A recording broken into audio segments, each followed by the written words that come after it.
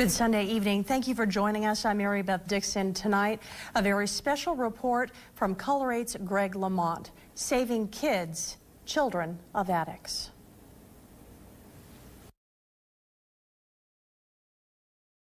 In 2014, 400,000 children in this country were reported to be living in foster homes.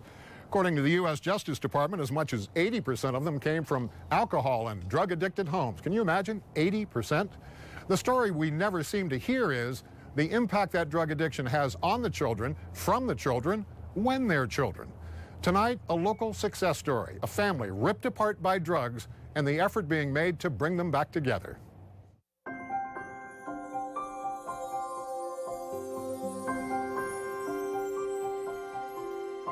Jason Ramirez is 12 years old. Friends and family call him J2 because his father's name is also Jason. And this very precocious girl is Jason's 11-year-old sister, Zaya. Zaya says boys are icky. J2 says he's already had a couple of girlfriends. Ah, the wishful thinking of young boys. J2 says he's been skateboarding for 4 years, and you know what? He's got the scrapes on his legs to prove it. Zaya likes to show off her gymnastic skills, and she is really good. She's smart, too. Says she makes mostly A's. J2 says he's doing okay in school. Folks, that's pure boy code for I'm not making A's. These are kids who proudly display their excellent artistic skills. Clearly, these two love and trust each other. They love their mom and sure seem to be enjoying life, don't they? Hard to imagine when you consider just 2 years ago, life for these two youngsters was a living hell. There was this long period of time where I was scared of, like, everything. They never hurt me, but they hurt each other. They never hurt me. What did you think about when they hurt each other? I thought it was scary.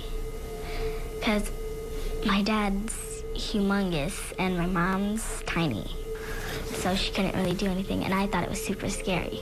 Because sometimes she would run into our room and hide herself. But it would, like, freak me out, and me and my brother would start crying because it scared us. Yeah, a lot of fighting happened in that house. Like, my dad always hit my mom, and yeah. My oldest sister was really scared, but it didn't really affect me because I thought that was normal. And then there were the drugs. J2 and Zaya's mom, Alicia, was addicted to pills, booze, and methamphetamine. And the impact her addiction had on her children was dark and very disturbing. Well, it depended on if I had enough drugs or not. You know, like if I didn't, it was miserable. You know, I was always screaming and yelling and, you know, making the kids do everything. I mean, it really depended on what I was using at the time. Like if it was meth, I mean, I was numb to everything. Like I didn't care what they did. I didn't care if they were eating or, you know, what they were playing with or anything. You know, I would be like stuck on my phone or, you know, just stupid things. And if I was on pills, I would be like cleaning and, you know, I got a lot of stuff done, you know, but being not able to have pills, if I didn't have them, it was the worst sickness ever, you know, and then I would just get mean and ugly towards them. She was there with us, but she wasn't. It's like she's there with us, sitting next to us, but she's not in our head. She's not with us in our heart. In 2013, Alicia and her children were living with Alicia's mother and grandmother. That's where her drug use came to the attention of authorities. She had another child who tested positive for meth and pills. In order to keep her children, she was told she'd have to live in a second-chance sober living home. She went to the Center for Children and Families, but she just couldn't stop using. Me and my little sister were coloring, and like my older sister, she looked outside and my mom was crying, and then she came back inside, and then the caseworker said that we had to leave for a while and go with someone we didn't know. Yeah, it was pretty sad. Her addiction led her children to being placed in foster homes as many as 3 times. Just 9 and 10 years old, suddenly ripped from their mama, taken to a strange home, not knowing how long they'd be there. wondering whether they'd ever see their mom again, and now living with people they had never before seen. About 30 minutes to get me into the car, 45 minutes, because I didn't want to leave. It was scary. Like, you just didn't want to be there. You think like you're gonna stay there for one day, and then you end up staying for like a year. It's not fun. I had to cry myself to sleep. I didn't like it. I was scared, because I'm like, I don't know her. What if she does something bad? And I kind of let it, but then after a while you get to know her, and they're actually pretty cool people. But it just feels weird without your mom, because you hardly get to see her, and most kids are like, kind of say that their life's tough when they kind of have everything in place, and they have a mom, they have a dad, when most kids don't even have their mom or their dad or nobody with them. So I think that it was pretty hard for me and my brother. Alicia says she would stop using, at least long enough to regain custody of her children, promise the kids she would never use again, and then soon after, go right back at it. Angry at Mom? Very angry, and then sad and upset because we wanted to be a family.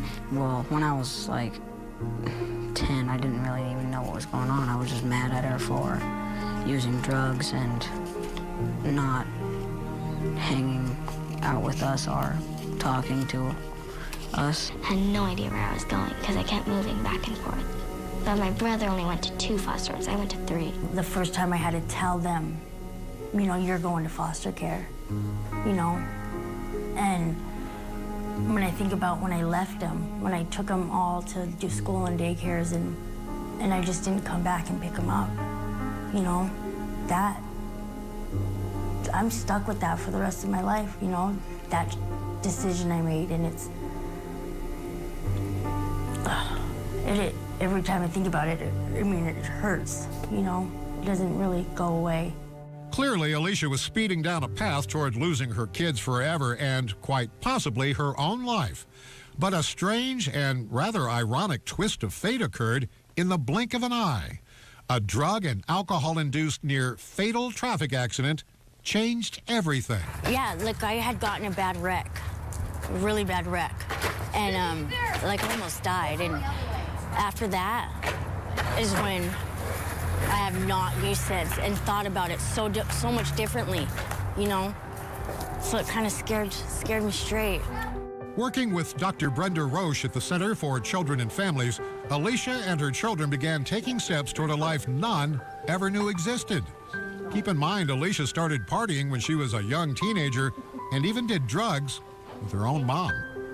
The road back would not be easy. Roche says when the therapy began, the children were filled with fear, a fear that translated into deep anger. They're angry at the department, so they're angry at CPS for taking them away from their parents. They're angry at us often in the beginning because we're asking them to talk about things they don't want to talk about and that they're afraid to talk about. They're angry at their mom and dad. They're angry at the world, and oftentimes they're angry at God. Bottom line, the children were completely traumatized. Many of our kids are functioning from post-traumatic stress disorder, yes. And a lot of times it's due to the witnessing of domestic violence, and then we add another layer on it of when they're having to be separated from their parent. And so now they have chronic post-traumatic stress disorder with multiple different situations. Do you feel like you've damaged your children? I do. But I feel like what I'm doing now is just fixing it, you know? I mean, what else can I do besides, you know, trying to make it better? Here at the Center for Children and Families, the therapists work with the entire family to provide counseling and parenting skills, among a host of other services. But the primary focus is always on the children. Every decision we make is filtered through the question, what's in the best interest of the child? So that in case parents can't be successful in parenting, that the children would be better prepared to live successfully in a foster placement, and we hope an adoptive placement or maybe a kin placement. But all the while investing in them ensures that whatever that outcome for the adults in their lives, these kids have the skills that they need to be successful in their own life, and hoping that in those families that have had generations of trauma, generations of substance abuse, incarceration, mental health issues, whatever that might be for them, that we would be able to break that cycle with that child or those children so that they can go on and have then healthy, successful children. Being with Mom before was like, you didn't get any attention, but now she tries to care for all of her kids and at one time, and it's way better than before. It's crazy that it's actually happened, you know? Like, I never thought in a million years I could feel like this good about being sober. And you don't even have to ask the kids. Their faces pretty much tell the story of their own happiness. But it is a cautious happiness. It has to be when it comes to addiction. The next time she uses, we don't ever get to live with her again. That's what the people say. So you live with that fear? Pretty much. Some great news to report. Alicia is zeroing in on 2 years of sobriety. Way to go, Alicia. The moral to this story, ladies and gentlemen, is quite clear. If you or someone you know is living in a drug-addicted home, get help before it's too late for you, but more importantly, for the innocent children. Thanks for watching and have a great night.